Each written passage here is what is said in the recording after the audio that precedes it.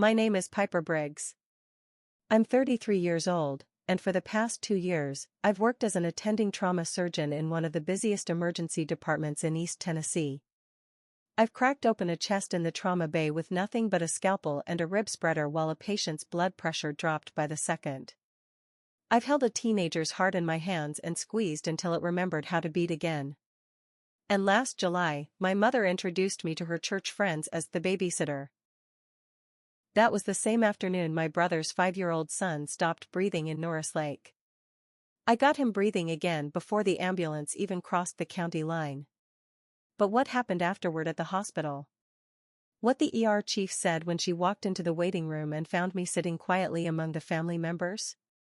That's the part my mother still can't explain to her book club. Welcome back to Hidden Family Revenge, where family secrets never stay buried and the truth always gets the final word. If you've ever been underestimated by the people who should have known you best, this story is going to hit close to home. Leave a comment, subscribe, and stick around, you won't want to miss how this one ends. The night before the lake party, I worked a 16-hour shift. 3 surgeries back to back. A major car accident on Chapman Highway. A stabbing outside a bar on Cumberland Avenue. And a motorcycle rider who hit a guardrail at 70 miles an hour and arrived with his femur shattered in 2 places. That last case nearly broke us. For 40 minutes, we fought to keep him alive. My hands were inside his abdomen, trying to clamp a bleed I couldn't even see, while the anesthesiologist called out blood pressure numbers that kept dropping. He finally stabilized around 2 in the morning. 11 days later, he walked out of the hospital with a titanium rod in his leg and a story he'd tell for the rest of his life. I went back to the call room, sat on the edge of the cot, and peeled off surgical gloves stiff with dried betadine. My wrists smelled like iodine. They always did. Donna, the night shift charge nurse, stuck her head through the doorway as she passed. She'd been running trauma bays since before I started medical school. "Briggs, go home. You look like you lost a fight with a cement mixer." I told her I still had charting to finish. She shook her head. "If Briggs is on shift, I sleep better. But even Briggs needs a bed." She left a cup of black coffee on the counter. By the time I got to it, it was cold. I drank it anyway. I typed surgical notes with one hand and scrolled through my phone with the other. That's when I saw a text from my brother, Grant. "Lake house party Saturday. Whole family. Bring a swimsuit." I stared at the message for a long moment. At work, everyone called me Dr. Briggs. They trusted me with the worst moments of their lives. At home, things worked differently. I grew up in Maryville, Tennessee, about 20 minutes south of Knoxville. Close enough to see the Smoky Mountains from the backyard. Small enough that everybody knew who poured their foundation or framed their house. My father, Dale Briggs, owned a construction company. 3 trucks. A dozen employees. Honest work and early mornings. My mother, Lorraine, managed the household, organized church bake sales, and had strong opinions about nearly everything, except her own unrealized ambitions.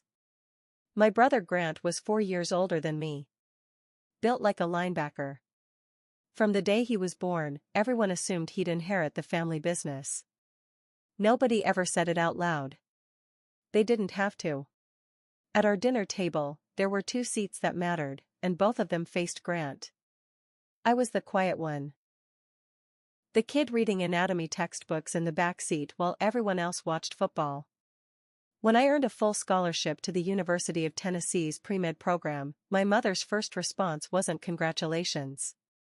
It was, "4 more years? And then how many after that? When are you planning to come home?" I told her honestly. "I'm building something, Mom." She immediately changed the subject to Grant's new truck. That pattern started early. And it hardened over time. During my second year of medical school, I called home on a Sunday afternoon. Mom had me on speakerphone. I could hear dishes clattering, the television in the background, and Dad coughing from the living room. A neighbor stopped by. Mom said cheerfully. Oh, this is Piper. She helps out at a clinic somewhere. I spoke loud enough for everyone to hear. Mom, I'm in medical school. I dissected a cadaver last Tuesday. She laughed. Oh, you know what I mean. And I did know. What she meant was that she had already decided who I was, and reality wasn't invited into the conversation. That was the first time I realized she was rewriting my story. It wouldn't be the last. I fought back. I want that to be clear. I was never the kind of woman who smiled politely and swallowed the insult. After my first year of residency, I mailed home a framed copy of my medical diploma. Doctor of Medicine. University of Tennessee. Summa cum laude. I packed it myself and paid extra for insurance. 6 weeks later, I came home for a visit and looked for it. Not in the hallway. Not in the living room. Not in the den beside Grant's contractor's license and the framed photo of him shaking hands with the county supervisor. Eventually, I opened the hall closet. There it was. Still wrapped in bubble wrap. Leaning against the vacuum cleaner. I carried it into the kitchen and set it on the table. Where should this go? Mom dried her hands on a dish towel. Oh, honey, I just haven't found the right place for it yet. I pointed toward the wall behind the couch where Grant's certificates hung in a perfect row. That spot seems to work fine for Grant. She changed the subject to pot roast. The second time was when I invited the family to my residency graduation ceremony in Knoxville.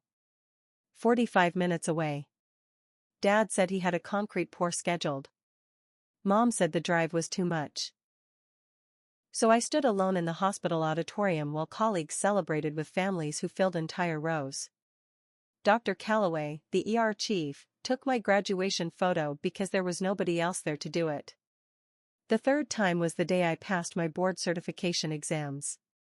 I called home immediately. Mom answered. Mom, I'm officially board certified in trauma surgery. Oh, that's wonderful, honey, she said.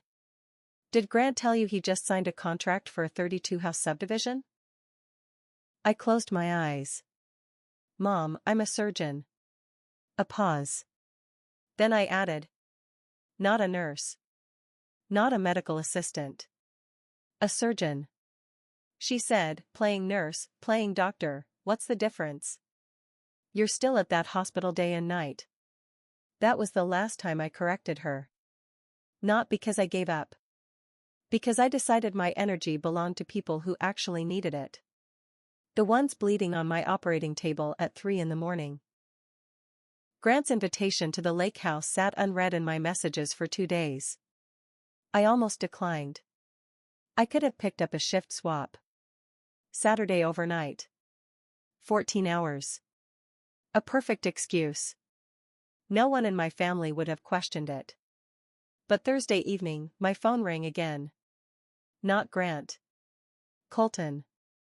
5 years old and physically incapable of whispering. Aunt Piper, he shouted.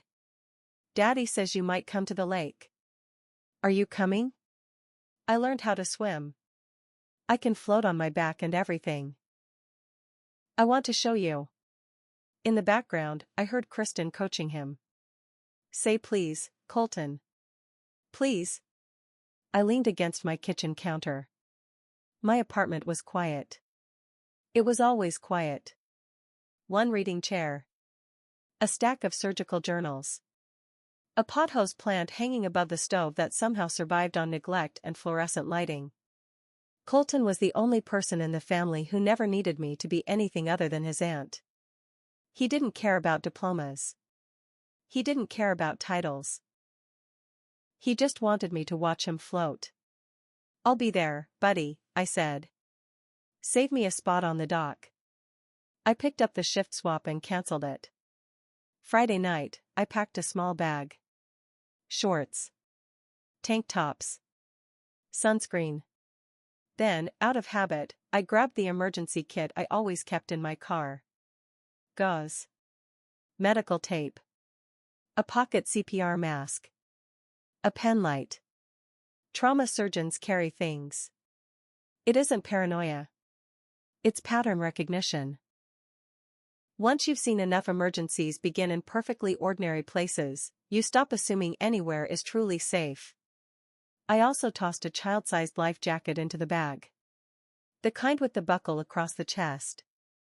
Grant had mentioned Colton was taking swimming lessons. Swimming lessons are not the same thing as open water. Before leaving, I clipped my hospital badge onto my bag without even thinking about it. I'd driven straight from work so many times that it had become second nature. Some things just stay with you. I pulled into the gravel driveway at 11:15 Saturday morning. Grant's new lake house sat on a sloping lot overlooking Norris Lake. A brown A-frame with a wraparound porch. A long dock stretching into green water. Fresh-cut grass and charcoal smoke hung in the air. Typical Tennessee July. 92 degrees by noon. Humidity thick enough to chew. A Bluetooth speaker balanced on the porch railing played something by Zac Brown Band. Cars lined the driveway. Dad's pickup. Mom's sedan. Several SUVs I didn't recognize. Grant had apparently invited half of Maryville. I slung my bag over my shoulder and headed toward the house. Lorraine stood in the middle of a group of guests, surrounded by women from church and a few familiar neighborhood faces. She spotted me immediately. There she is. She waved with the hand that wasn't holding sweet tea. Everyone, this is my daughter. She works up at the hospital. A woman in a floral blouse smiled warmly. Oh, a nurse. How wonderful. Mom didn't correct her. Instead, her smile widened. She's always been such a helper. I set my bag down. Looked directly at the woman. Actually, I'm a trauma surgeon. I work in emergency medicine. The woman blinked. Oh. Mom was already steering the conversation toward the potato salad. A moment later, the woman followed her. I stood there alone on the porch. I had said the words. I always said the words. The problem was never that I stayed silent. The problem was that no one in my family remembered the answer after I gave it. Kristen came out carrying a tray of deviled eggs like she'd won a prize. She hugged me one-armed. The kind of hug designed to create distance while pretending closeness. Piper. You actually made it. She laughed. We honestly didn't think you'd come. You're always so busy with your little job. I picked up a deviled egg. Trauma surgery is a lot of things, Kristen. I popped it into my mouth. Little isn't one of them. She laughed. The same laugh people use when they've already decided not to listen. Can you help me carry a cooler from the truck? You look strong. I carried the cooler. Some battles weren't worth fighting. And I had bigger things to spend my anger on.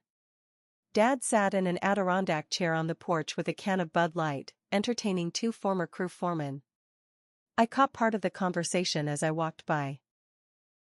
Something about Grant's crew pouring a foundation in record time. 40 yards of concrete in one day, Dad said proudly.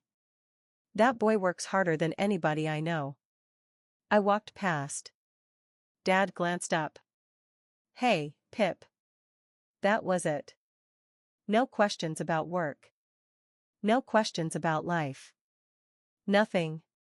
Just hey, Pip. I eventually found Colton down at the dock. He was crouched near the edge, poking a stick into the water and watching minnows scatter. The second he saw me, he took off running. Aunt Piper. He wrapped himself around my legs. I scooped him up. All right, I said. Show me this famous swimming you've been bragging about. He squirmed free and pointed proudly toward the lake. Watch. As he ran toward the water, I studied the dock. No railing on the deep side. No life ring mounted anywhere. The water turned dark green just a few feet from shore. A steep drop-off. I looked toward Grant. Where's the life ring?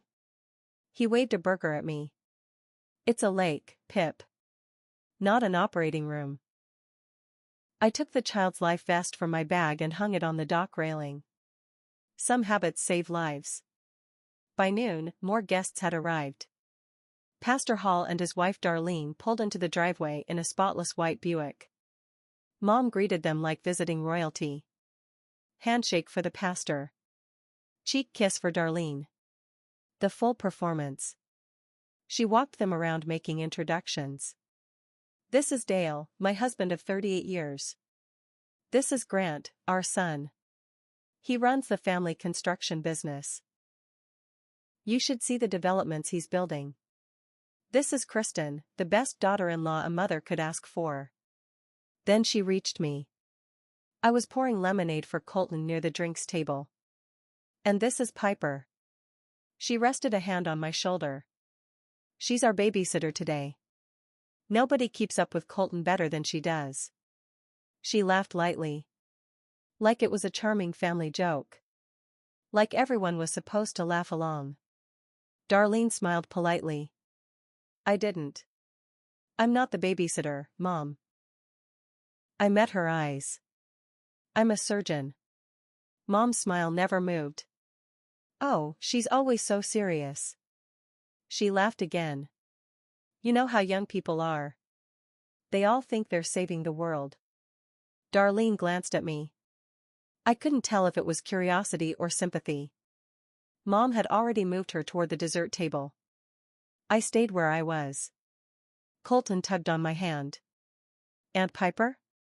Colton tugged on my hand. Why did Grandma call you the babysitter? I looked down at him. Honest kid. Honest question. Because Grandma sometimes forgets what I do for work, buddy. He frowned. But you're a doctor. Yeah. I handed him his lemonade. I am. By then, the pattern was impossible to ignore. I tracked it the same way I tracked a patient's deteriorating vital signs. First, it was she helps out at the hospital. Then it became she's basically a nurse. Now I was the babysitter. Each version drifted a little farther from the truth. Each correction became a little more exhausting. And each time, fixing it required making a scene at somebody else's gathering. By early afternoon, the sun was directly overhead and the humidity felt heavy enough to lean against. I sat beside Dad on the porch. He was working on his third beer. The foreman he'd been talking to wandered off toward the food table, leaving us alone for the first time all day. I tried. That's what I want you to understand. I kept trying, even when the return on investment was zero. Dad, I had a rough case last week. He glanced over. 16-year-old motorcycle crash. Ruptured spleen. Collapsed lung.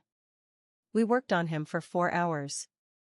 Dale nodded slowly, the same way he nodded when someone gave him a weather forecast. That's good, Pip. Glad you could help. Then, without missing a beat, he added. You know, Grant poured the Townsend Foundation himself. 40 yards in one day. That boy is something else. I let a few seconds pass. Last month, I opened a teenager's chest inside an ambulance, I said. Clamped a bleeding artery with my fingers while the rig was still moving. Dad actually looked at me then. Really looked. For maybe 2 seconds. Well, he said, that sounds intense. He took a sip of beer. You be careful up there. Up there. As if the hospital were some distant country. Some place he'd heard stories about but never visited. A place he couldn't quite locate on a map. The thing about Dad was that he wasn't cruel. I need you to understand that. Dale Briggs understood the world through things his hands could build. Walls. Foundations. Porches like the one we were sitting on.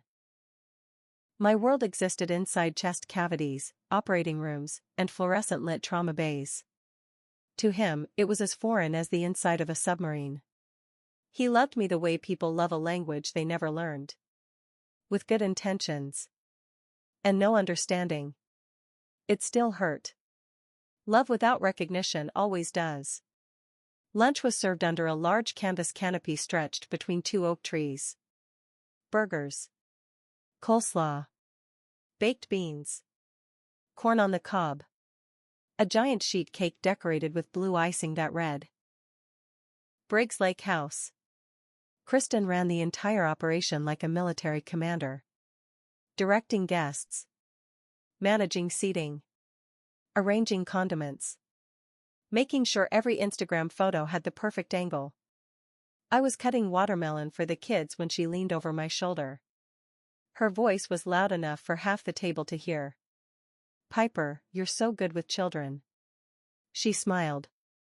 Seriously, if the hospital thing doesn't work out, you could totally open a daycare. I didn't even look up. The knife continued slicing through the watermelon. Clean. Precise. Even. The hospital thing is working out just fine, Kristen. I slid another slice onto a plate. I removed a man's spleen 2 days ago. She made a face. Ew. Then she laughed. Can we maybe not talk about organs during lunch? Nearby, Mom nodded in agreement. She's right, Piper. Nobody wants to hear about blood at a cookout. I set down the knife. Wiped my hands on a towel. Then looked directly at both of them. You asked about my work. I paused. I answered. Another pause. If you don't want the answer, don't ask the question. The table went silent. For about 3 seconds. Then Kristen turned toward Grant and started talking about dock lighting. And just like that, the moment disappeared.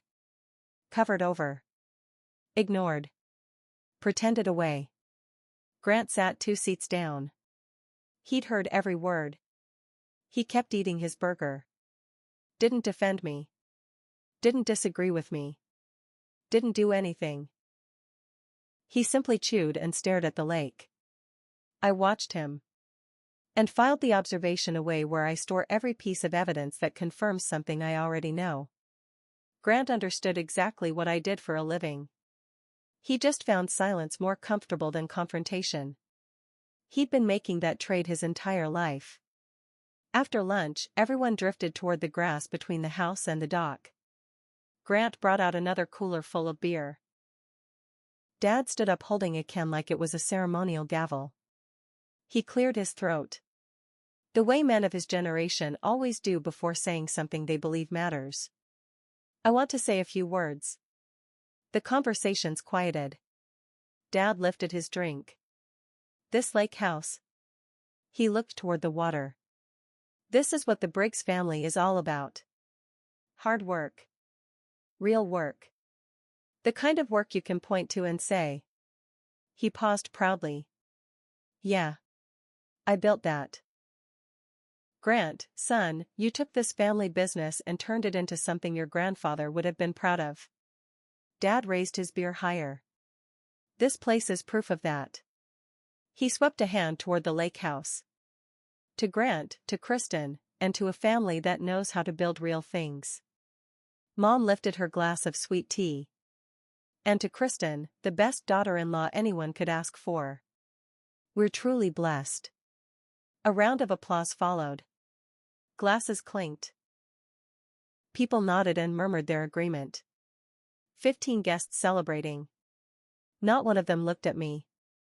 I stood at the edge of the gathering holding a glass of water. I might as well have been part of the patio furniture. I waited until Dad finished speaking. Then I said it. Not loudly. Not softly. Just clearly.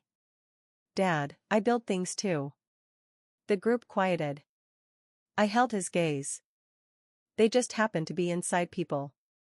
He heard me. I know he heard me. His jaw shifted slightly. The way it always did when he was deciding whether to engage or retreat. He chose retreat. Turned back toward the crowd. Then launched into another toast about the quality of the dock lumber. I drained my water, set the glass down, and headed toward the lake. Colton followed me. We sat at the end of the dock with our feet dangling in the water. He leaned against my arm. Aunt Piper? Yeah, buddy? How come you look mad?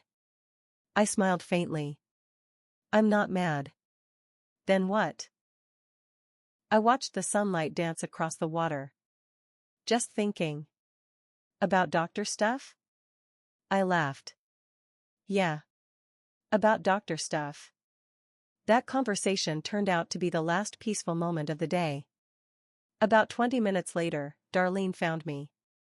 She had kicked off her sandals and crossed the dock barefoot, carrying a plate of untouched sheet cake. She lowered herself beside me with the careful grace of someone who had spent years sitting beside people during difficult moments. Pastor's wife instincts. Your mother said you work at the hospital. Her tone was gentle. As a nurse? I looked at the lake for a second. Then back at her. No. I smiled politely. I'm an attending trauma surgeon. Her eyebrows lifted. Board certified. 2 years. I shrugged. My specialty is penetrating trauma and emergency surgery. If someone in this county gets shot, hit by a truck, or falls off a roof, there's a decent chance I'm the one opening their chest at 3 in the morning. Darlene's fork froze halfway to her mouth. Your mother never mentioned any of that. She never does. The silence stretched for a moment. Then she set her plate down. Piper, that's remarkable. I gave a small laugh. You'd have to ask my mother why she leaves that part out. I wasn't about to psychoanalyze Lorraine Briggs for someone I'd known less than an hour. But I also wasn't willing to let another person walk away thinking I handed out band-aids for a living. I just wanted one person at this party to know what I actually do. Darlene nodded. Well, now I do. She stood and headed back toward the house. Halfway up the slope, I watched her lean close to Mom and say something quietly. I couldn't hear the words. But I saw Mom's expression tighten. Just for a second. A quick glance shot across the yard toward me.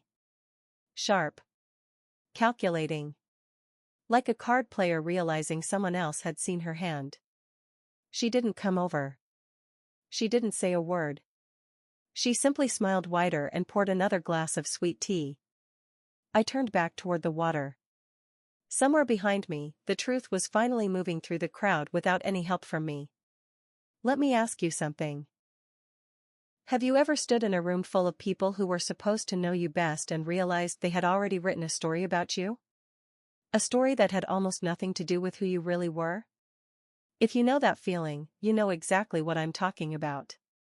Because what happened next changed everything. A little later, I went inside to use the bathroom. The lake house felt cool and dim after the glare outside.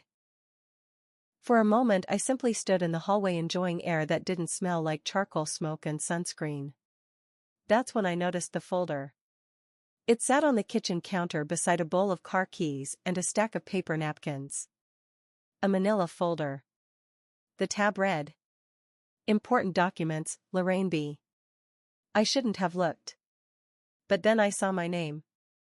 Partially visible on a page sticking out beneath a property deed. And when you see your own name on a legal document you never signed, curiosity stops being optional.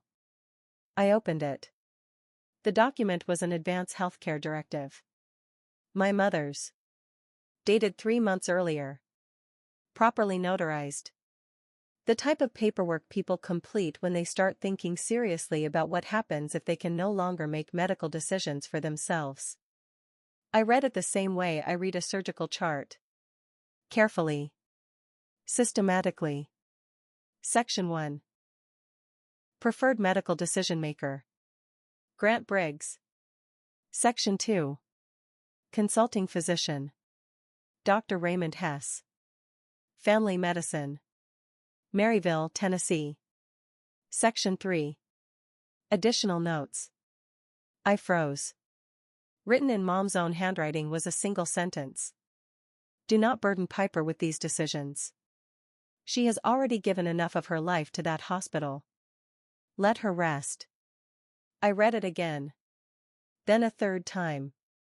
My mother had completed a legal document concerning her own death. And she had specifically excluded her daughter. The trauma surgeon. The board-certified physician. The person most qualified in the entire family to make life-and-death medical decisions under pressure.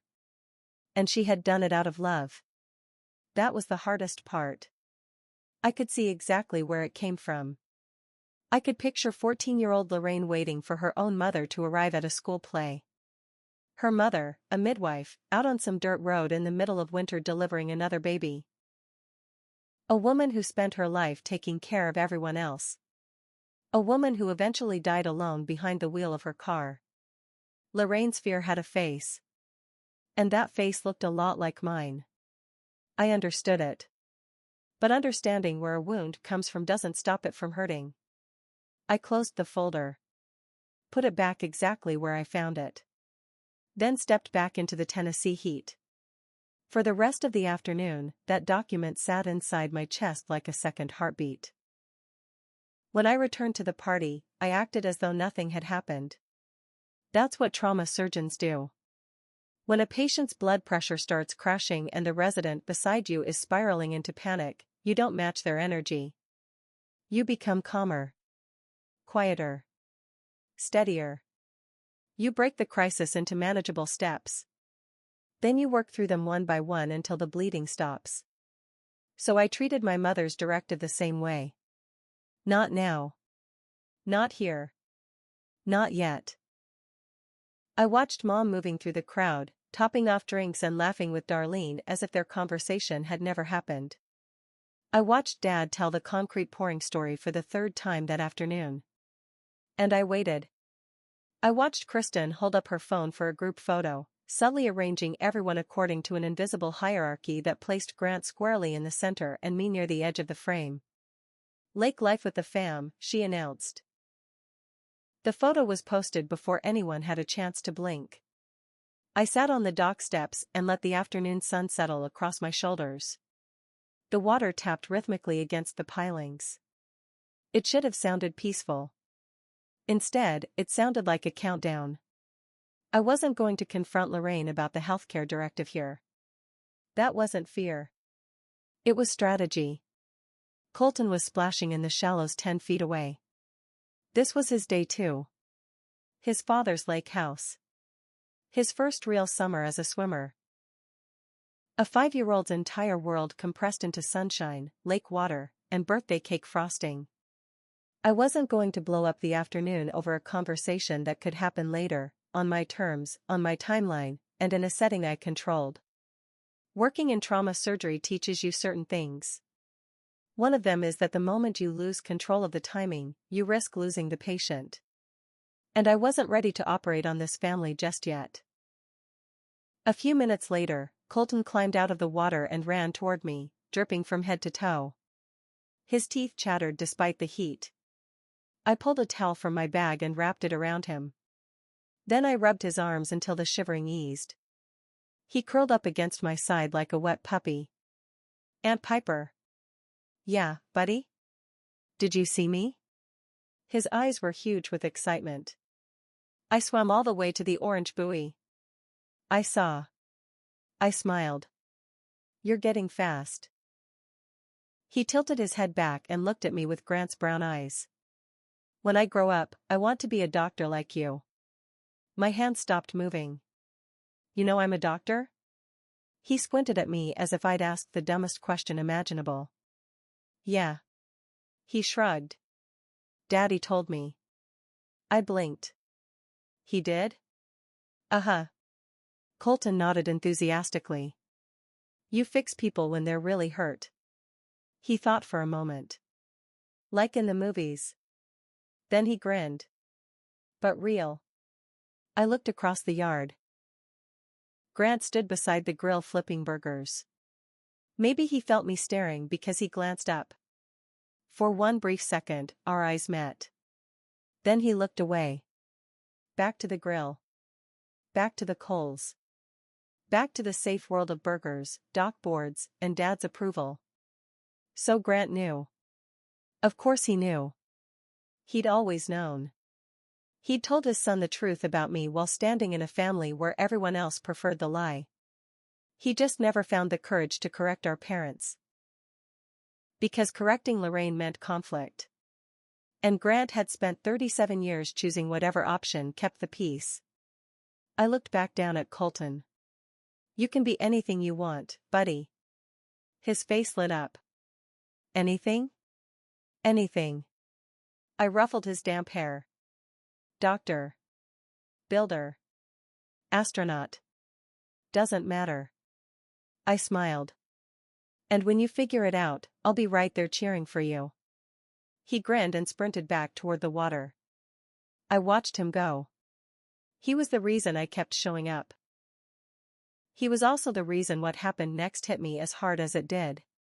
By 3 o'clock, the afternoon had drifted into that lazy stage where adults stop paying attention. The cooler was half empty.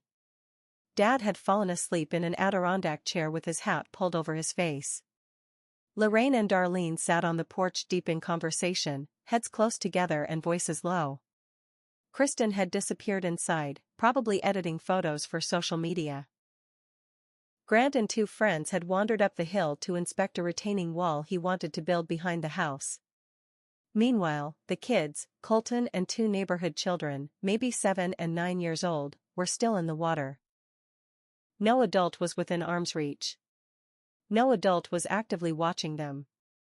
Earlier, I had moved the life jacket from the dock railing down to the lower edge of the platform, closer to where Colton was swimming.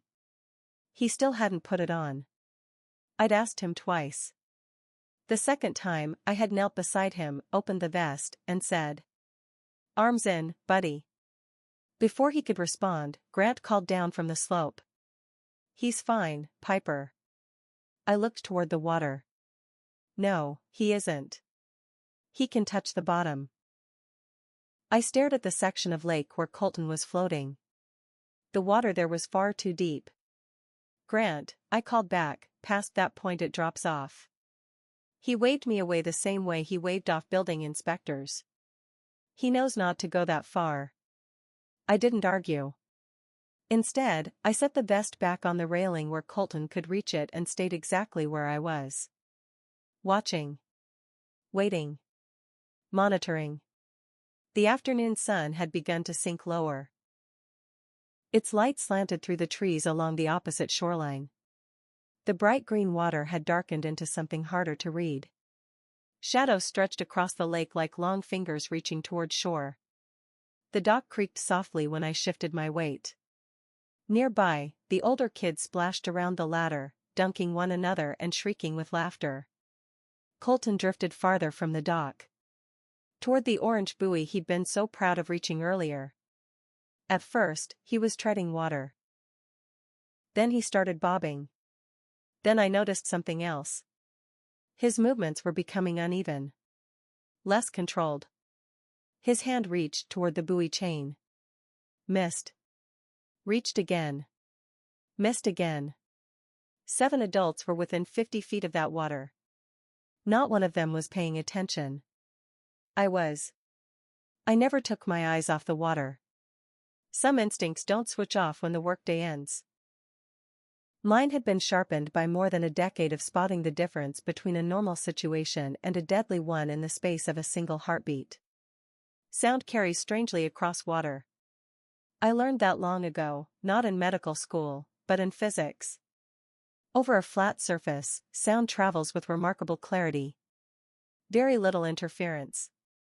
Very little loss. So when Lorraine's voice drifted from the porch toward the dock, I heard every word. Clear as if she were standing beside me.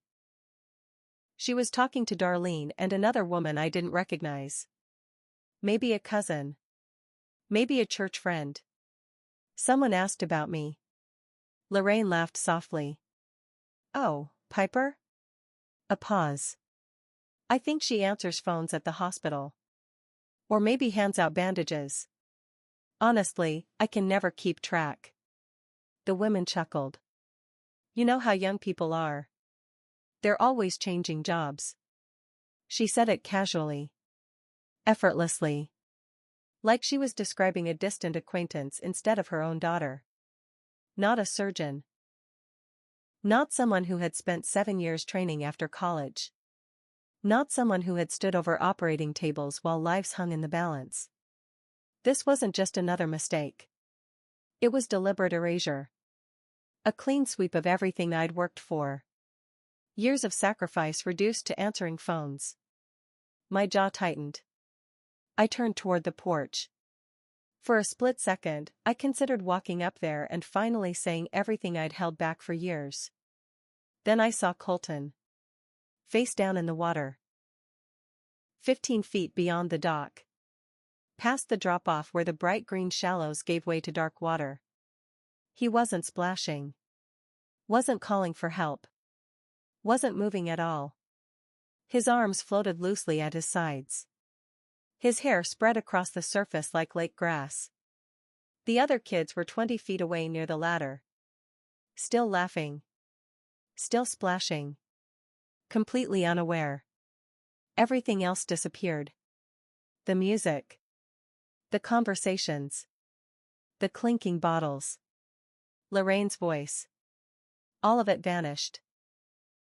There was only the boy. The water. And what I had trained my entire life to do. I kicked off my sandals and dove. 2 strides. 1 leap. The lake hit me like ice. The upper layer was warm from the Tennessee sun, but beneath it waited that familiar cold band of water that lurks below the surface. My body sliced through both. 15 feet. I reached him in seconds. I rolled him over. His face was pale. His lips were blue. His eyes were closed. He wasn't breathing. I hooked an arm beneath him and turned back toward the dock. One arm pulled. The other kept his head above water. When I reached the platform, I hauled him onto the boards. The wood scraped my forearm. I never felt it. I tilted his head back. Opened his airway. Listened. No breath. No movement. Nothing. Training took over. The protocol lived in my hands. The way music lives in a pianist's fingers. Drowning is different. It's respiratory arrest before cardiac arrest. You start with oxygen. Not compressions. I sealed my mouth over his. Pinched his nose. Breathed. His chest rose. Again. His chest rose a second time. Still nothing. I shifted immediately to compressions. One hand on the center of his chest. He was only 5. His ribs were delicate. Thin enough that force mattered. Too little and it wouldn't work. Too much and I could cause injury. 30 compressions. Steady. Precise. Then 2 breaths. Behind me, the world finally caught up. Kristen screamed. Somewhere, a plate shattered. Grant's voice tore through the air. Colton. Running footsteps thundered across the dock. The planks shook beneath me. I didn't look up. Didn't stop. Didn't hesitate. I breathed for him again. 30 more compressions. My hands remained perfectly steady. They always had. They didn't shake during 4-hour surgeries. They didn't shake during gunshot traumas. They didn't shake inside ambulances racing down rain-soaked highways. And they weren't shaking now. Because panic never saves anyone. Action does. 3rd cycle. A cough. Water burst from his mouth. A thin stream splashed across the dock boards. Then another cough. Stronger. Deeper. His body jerked beneath my hands. I immediately rolled him onto his side. Recovery position. He gagged. Coughed again. Then came the sound I had been waiting for. A ragged inhale. Air. Breathing. Life. A moment later he started crying. The most beautiful sound on earth. I kept him on his side and checked his pulse.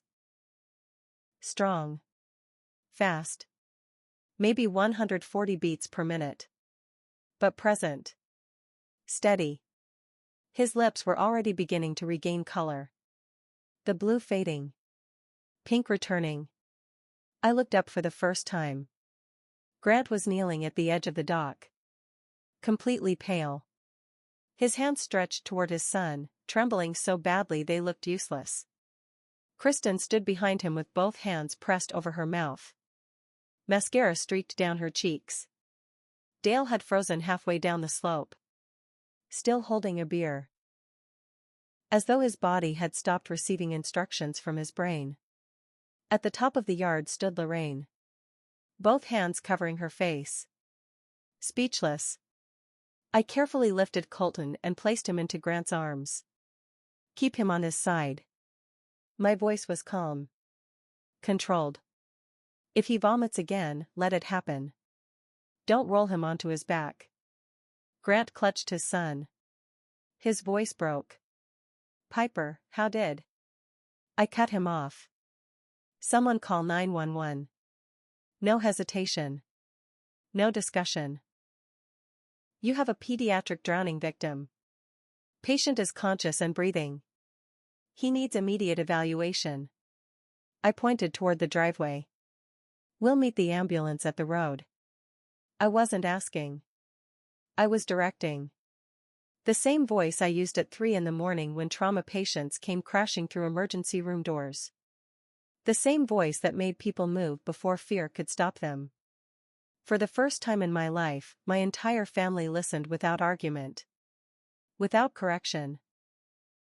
Without dismissal. The doc fell silent. And everyone did exactly what I said. The ambulance arrived 14 minutes later. 2 paramedics hurried down the slope carrying a pediatric trauma kit and a portable monitor. The lead medic was a broad-shouldered man in his 40s with a shaved head, steady hands, and the calm demeanor that comes from years of experience. He knelt beside Colton and immediately began assessing him. Pulse ox is 91 and climbing, he said. Respiratory rate 22. No obvious signs of aspiration. He shined a penlight into Colton's eyes. Pupils equal and reactive. Then he looked at me. Who started CPR? I did. I kept my voice calm. 2 rescue breaths first, followed by compressions. He responded during the 3rd cycle. Estimated submersion time was under 2 minutes. Total CPR lasted roughly 90 seconds. The medic studied me the way medical professionals study one another. Not suspicious. Evaluating. Listening to the language. Recognizing training. You're medical? Trauma surgeon. UT Medical Center. Recognition flickered across his face. Not surprise. Respect. He nodded once. The intervention you provided gave this kid the best possible chance. He adjusted the monitor leads while speaking. Textbook response. Airway first. Ventilation before compressions. Exactly what should have been done. He glanced at Colton. We'll transport him for observation, but based on what I'm seeing, you've likely prevented any serious complications. Grant stood beside the stretcher, gripping Colton's hand so tightly his knuckles had gone white. Kristen hovered behind him, arms wrapped around herself. Dale had finally made it to the dock. His beer was gone. Whether he'd dropped it or left it behind, I didn't know. They all heard every word. Lorraine stood at the back of the group. Predictably, she spoke first. Well, anyone would have known to do that. The paramedic didn't even turn around. He continued adjusting the oxygen mask while answering. Ma'am, that's not true. His tone remained professional. Most bystanders freeze during a pediatric drowning. What she did wasn't instinct. It was training. The silence that followed lasted exactly as long as it needed to. Colton, sleepy beneath the oxygen mask, reached a small hand toward me. Aunt Piper? I'm right here, buddy. You coming too? I'll be right behind you. They loaded him into the ambulance. The destination was UT Medical Center in Knoxville. My hospital. Grant rode with Colton. I followed behind in my own car. I was still wearing damp lake clothes. Wet shorts. A tank top. Hair stiff with drying lake water. No scrubs. No white coat. No stethoscope around my neck. My hospital badge was buried somewhere in my bag beneath a towel. Kristen drove separately with Dale and Lorraine. Darlene came along as well. She said she was there to support the family. Personally, I suspected she wanted to see how the rest of the story unfolded. We gathered in the emergency department waiting room. A place I normally passed through without a second thought. The same fluorescent lights buzzed overhead. The same linoleum floors reflected the harsh white glow. The same faint scent of disinfectant lingered in the air. I had spent years walking past those chairs on my way to trauma calls. Years watching families collapse into them after receiving good news, or devastating news. Now I sat in one myself. For once, I was on the wrong side of the doors. Colton was taken to pediatric assessment. Grant paced. Kristen clutched her phone so tightly I could see the tension in her hands from across the room. Dale sat perfectly still, staring forward like a man dropped into a country where he didn't speak the language. A nurse passed by carrying a clipboard. She glanced through the glass partition. Then slowed. Then looked again. I recognized her immediately. Maria. Night shift. She recognized me too. Dr. Briggs? She stopped mid-step. I didn't know you were working today. I gave a slight shake of my head. Not now. She held my gaze for a moment. Then nodded and continued down the hallway. Across the room, Grant stared at me. Did she just call you doctor? I met his eyes. That's what people at work usually call me. Waiting rooms distort time. 5 minutes feels like 30. 10 feels like an hour.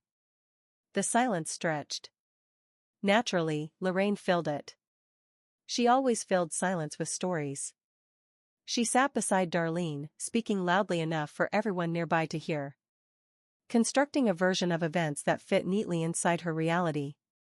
It all happened so fast, she said. 1 minute he was swimming, and the next. She pressed a hand dramatically against her chest.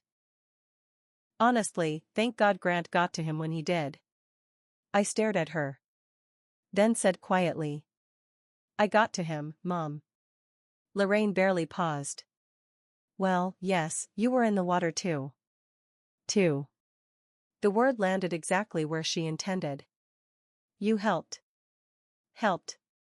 As I recall, she continued, the ambulance crew said anyone could have done that. I looked directly at her. The paramedic said the exact opposite. She shifted uncomfortably. You were standing right there when he said it. Her fingers tightened around the strap of her purse. I'm just saying we shouldn't focus on who did what. I nodded slowly. You're right. She visibly relaxed. Then I continued. The important thing is that Colton is okay. The waiting room remained silent. Listening. Always listening. So maybe stop telling people a version of today where I wasn't the reason he is. No one spoke. Not Grant. Not Dale. Not Darlene. Not even Kristen. The room settled into that uncomfortable quiet that only happens when everyone knows the truth has finally been said out loud. Kristen lowered her eyes and pretended to study her fingernails. No one rushed to Lorraine's defense. For the first time all afternoon, there wasn't a story she could tell that anyone was willing to believe. Dale cleared his throat. Darlene stared down at the floor. Lorraine smoothed the fabric of her skirt with one slow, deliberate stroke and turned her gaze toward the opposite wall. She didn't argue. She didn't apologize. She didn't even try to defend herself. She simply stopped talking. For Lorraine Briggs, that was the closest thing to surrender I'd ever seen. I leaned back in my chair. For years, she'd been able to rewrite my story. Church potlucks. Neighborhood gatherings. Family cookouts. Every introduction came with a slightly different version of who I was. A helper. A nurse. A babysitter. Anything except the truth. But she couldn't rewrite something 20 people had watched happen with their own eyes just 2 hours earlier. And the gap between her version of me and reality was shrinking fast. Grant found me in the hallway a few minutes later. His face looked wrecked. I'd seen that expression before. Parents were in emergency rooms when the adrenaline finally fades and the weight of what almost happened settles onto their shoulders. He stopped in front of me. Opened his mouth. Closed it. Tried again. Piper. His voice cracked. If you hadn't been there. I waited. If you hadn't. But I was. The words landed softly. Firmly. He pressed both palms against his eyes. I should have listened about the life vest. His voice was rough. I should have been watching the water. I said nothing. I was standing there looking at a retaining wall while my son was drowning. Yes, I said. You should have been watching. He flinched. I didn't soften it. Some truths deserve their full weight. Then he surprised me. And I should have done something years ago. I looked at him. About Mom and Dad. He dropped his hands. About the way they talk about you. The hallway fell quiet. I should have said something. His voice lowered. About your career. About what you've accomplished. About who you actually are. Why didn't you? For a moment he looked exactly like Dad. Same eyes. Same habit of retreating whenever things became uncomfortable. Then he answered. Because it was easier. No excuses. No deflection. Just the truth. As long as they were busy building me up, I didn't have to confront them for tearing you down. I let the silence sit between us. It was years too late. But it was honest. And there was something courageous about honesty, even when it arrived after the damage was done. I don't need you to be sorry, Grant. He looked up. I need you to stop being comfortable with their version of me. Slowly, he nodded. Like a man finally realizing the bill had come due. And no one else could pay it for him. For 10 years, I had spent my life proving myself to people who weren't paying attention. Every shift, I saved strangers. Every holiday, I came home to a family that introduced me as the babysitter. And yet what happened next accomplished more than a decade of explanations ever had. One person. One sentence. One ordinary moment. That was all it took. I walked back into the waiting room and sat down. The fluorescent lights hummed overhead. A vending machine groaned quietly in the corner. Lorraine was studying a pamphlet about hand hygiene as if it contained the answers to life's deepest questions. Then the double doors at the end of the corridor swung open. Dr. Rebecca Calloway stepped through. Silver hair. 5'10". White coat pressed so sharply it looked capable of cutting paper. A resident hurried beside her, struggling to keep pace. She was midway through discussing a chart review, already scanning the room the way she scanned every room. Quick. Efficient. Diagnostic. Her eyes moved across the waiting area. Past the vending machine. Past Dale. Past Lorraine. Past Grant standing near the window. Then they landed on me. She stopped walking. The resident nearly collided with her shoulder. Calloway didn't notice. Her head tilted slightly. The same tilt she used when a patient's symptoms didn't match the chart. When something wasn't adding up. Then she crossed the room. Directly toward me. White coat swaying. Stethoscope tapping lightly against her chest with each step. She stopped in front of my chair. Dr. Briggs. She said it exactly the way she always did. Professional. Matter of fact. The way someone says good morning. But in that room. In front of those people. Those two words hit like a flare fired into the night sky. Lorraine's head snapped up. Dale straightened. Kristen froze. Grant turned away from the window. Calloway, completely unaware she'd just detonated a bomb, continued. Why are you sitting out here? She glanced toward the treatment area. If your family member is back there, I can walk you through everything myself. Let me check with the care team. I shook my head. I'm here with family. I nodded toward the pediatric wing. My nephew was the drowning patient brought in earlier. Her expression changed. Your nephew? Then realization clicked. She looked at me again. The field resuscitation. A pause. That was you. I nodded. Of course it was. She said it so casually it almost made me laugh. As if there had never been another possibility. Then she turned toward my family. Not dramatically. Not intentionally. Just filling in information the way doctors do when they notice a chart is missing a page. You must be incredibly proud. The room went still. Calloway continued. Piper is one of the strongest trauma surgeons on our staff. Lorraine blinked. Dale stared. Kristen stopped breathing for a second. The intervention she performed today was exceptional. Calloway folded her arms. Ventilation first CPR on a pediatric drowning victim in open water without equipment. She shook her head slightly. Most emergency physicians would struggle to execute that correctly outside a hospital. There was no exaggeration in her voice. No attempt to impress anyone. She was simply stating facts. The way she'd read lab values. The way she'd review imaging results. Inventory. Nothing more. Nothing less. Lorraine finally found her voice. We know she works here. Calloway frowned. That familiar diagnostic look again. Works here? She glanced at me. Then back at Lorraine. She doesn't just work here, ma'am. The room became impossibly quiet. She's an attending trauma surgeon. Board certified. One of the best physicians in this hospital.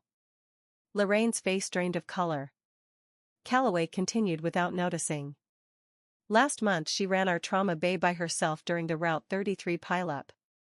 The resident beside her nodded immediately. 9 critical patients.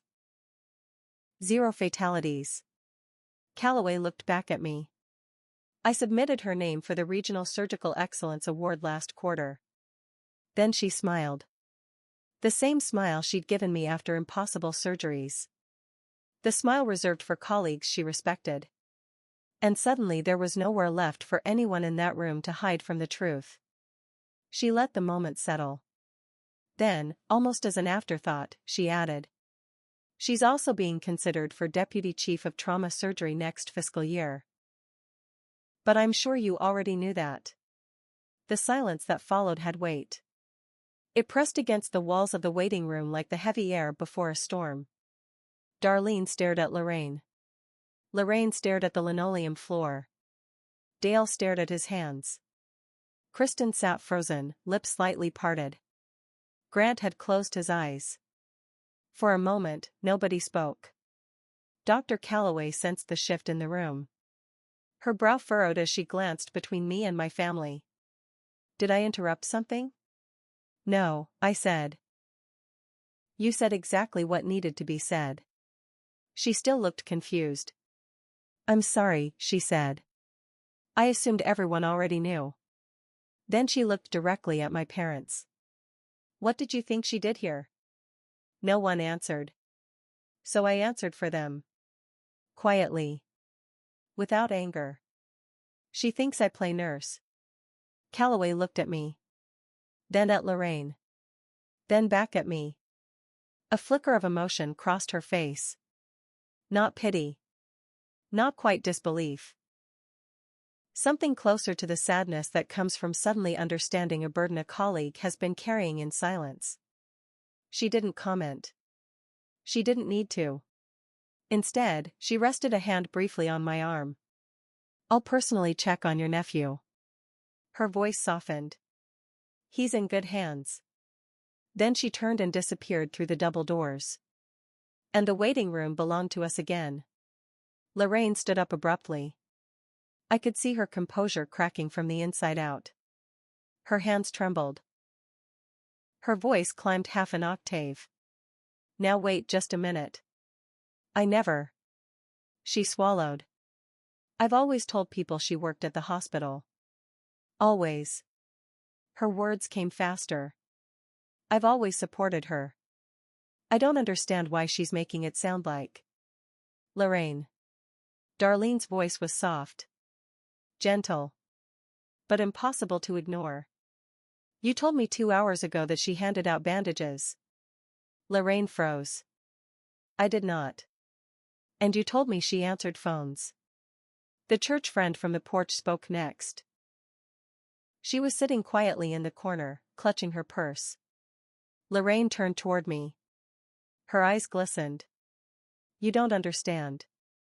Her voice cracked. I was trying to. The sentence died halfway out. She stopped. For the first time all day, she stood at the edge of a truth she'd spent nearly 50 years avoiding. I waited. Not pushing. Not rescuing her. The way surgeons wait before delivering a difficult diagnosis. Steady. Patient. Eventually I spoke for her. I know about Grandma Rose. Her face lifted. I continued. I know you were 14. Silence. I know she died on a back road coming home from a delivery. Lorraine's eyes widened. I know you waited for her at school that afternoon. The room remained still. I know she never made it to your play. Lorraine looked away. I know you're terrified the same thing will happen to me. Her knees seemed to give out. She sank into the chair behind her. Dale immediately reached for her hand. This time she let him take it. His face looked hollow. Like a man realizing he'd been standing in the wrong place for a very long time. But Mom, I said quietly. Instead of telling me you were afraid, you told people I was a receptionist. Her eyes filled. Instead of asking me about my work, you erased it. I paused. You didn't protect me from medicine. The words landed softly. You protected yourself from having to admit that I chose it. Another pause. And that I'm good at it. She didn't answer. Her fingers spread against her thigh as though she needed something solid to hold on to. Dale cleared his throat. Pip. He stopped. Started again. We're. His eyes moved from Lorraine. To me. To the floor. I'm sorry. The words sounded unfamiliar coming from him. I should have come to your graduations. I stayed silent. I told myself you didn't need us there. His voice cracked.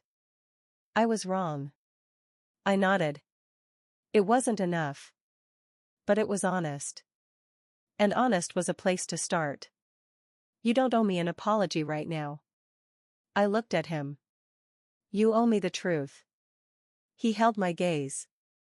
The next time someone asks what your daughter does. I took a breath. You tell them. A pause. Not your version. My version. From the corner of the room, Grant spoke. I'll make sure of it. I turned toward him, then back to Lorraine. I love you, Mom. The words surprised all of us. But I won't let you teach Colton that my work doesn't matter. Her eyes dropped. He already knows who I am. I smiled faintly. He's the only person in this family who's been proud of it out loud. That hit home. I could see it. Every one of them knew it. They had always known it. They had simply chosen a story that was easier to tell. 20 minutes later, Dr. Calloway returned. She carried a chart in one hand. Good news. Everyone stood. Chest X-ray is clear. Grant visibly sagged with relief. No fluid accumulation. She flipped a page. Lung sounds are normal on both sides. Another page. Oxygen saturation is 98%. Then she smiled. We'll keep him overnight for observation. Grant's shoulders tensed again. She shook her head. Standard protocol for pediatric submersion cases. Then she added. I expect a full recovery. The entire room exhaled. Calloway glanced at me. A small smile touched her face. He's asking for his aunt. We followed her to the pediatric room. Colton sat propped up against a mountain of pillows. An oxygen cannula rested beneath his nose. The hospital bed looked far too big for him. He spotted me immediately. Aunt Piper. I crossed the room and sat beside him. The doctor said I'm gonna be okay. She's right. I brushed a hand through his hair. You're one tough kid. He yawned. A huge, jaw-cracking 5-year-old yawn. The kind that makes their whole face disappear. Then he looked at me. Sleepy. Serious. The doctor said somebody did really good CPR on me. His eyelids drooped. Was it you? I smiled. Yeah, buddy. It was me. His face brightened. I knew it. How? Because you're a doctor. Simple. Certain. The way only a child can be. I kissed his forehead. His skin was warm. His pulse steady beneath the thin hospital blanket. Get some sleep, Colton. His eyes closed almost immediately. Within seconds, he was asleep. I stayed there another minute. Just listening to him breathe. Counting his pulse out of habit. When I finally looked up, Lorraine was standing in the doorway. No church friends. No audience. No stories to manage. Just a mother looking at a daughter she'd never quite learned how to see. Neither of us spoke. Some things require more time than a hospital room can offer. The next week unfolded in pieces. On Tuesday, Grant called. He'd taken 2 documents to a framing shop in Maryville. My medical school diploma. And my board certification. He hung them in his office at Briggs Construction. Right behind his desk. Beside his contractor's license. I should have done this years ago. Yes, I said. You should have. The silence that followed wasn't uncomfortable. It was honest. A man sitting quietly with the weight of his own choices. Wednesday evening, Dale left a voicemail. 2 minutes long. Most of it was silence. I could hear his porch chair creaking. Could hear him breathing. Starting sentences. Stopping them. Trying again. At the very end, his voice broke through. I'm sorry I never came to your ceremonies, Pip. A pause. I told myself you didn't need your old man there. Another pause. I was wrong. Then the message ended. It was more than he'd said in a year. Kristen texted on Thursday. I'm sorry about the daycare comment. That was awful. I replied with a single word. Thanks. That was the entire conversation. It was enough. Lorraine never called. No text. No voicemail. No casserole left at my door. No dramatic apology. I didn't expect one. Because my mother's greatest talent had never been baking, organizing church events, or hosting family gatherings. It was reshaping reality until it became comfortable enough to live with. And some habits take longer to break than others. One hospital waiting room wasn't enough to undo decades of habit. But the following Sunday, Darlene told me something that stuck. After church service, someone asked Lorraine about her children. And for the first time in as long as anyone could remember, she answered differently. My son runs a construction company, she said, and my daughter is a trauma surgeon at UT Medical Center. That was it. No qualifiers. No minimizing. No, she helps out at the hospital. No shrinking me down into something easier for her to understand. Just the truth. The simple, unembellished truth. And maybe the most important part was that she didn't say it to me. She said it to the people whose opinions mattered most to her. To her congregation. To the community where reputations are built, reinforced, and passed around through repetition. For the first time in 10 years, Lorraine Briggs told the truth about her daughter. And somehow, that meant more than any apology ever could. The truth didn't arrive in a private phone call. It arrived in public. Exactly where the lie had lived. The reality is, I didn't win that day because my boss walked into a waiting room and set the record straight. I won years earlier. I won the first night I stood beneath fluorescent operating room lights with a scalpel in my hand and knew, with absolute certainty, that I was exactly where I belonged. I won every time I stayed after my shift to save someone who would have died without intervention. Every time I walked into a trauma bay while everyone else was running out. Every time I trusted my training, my judgment, and my purpose.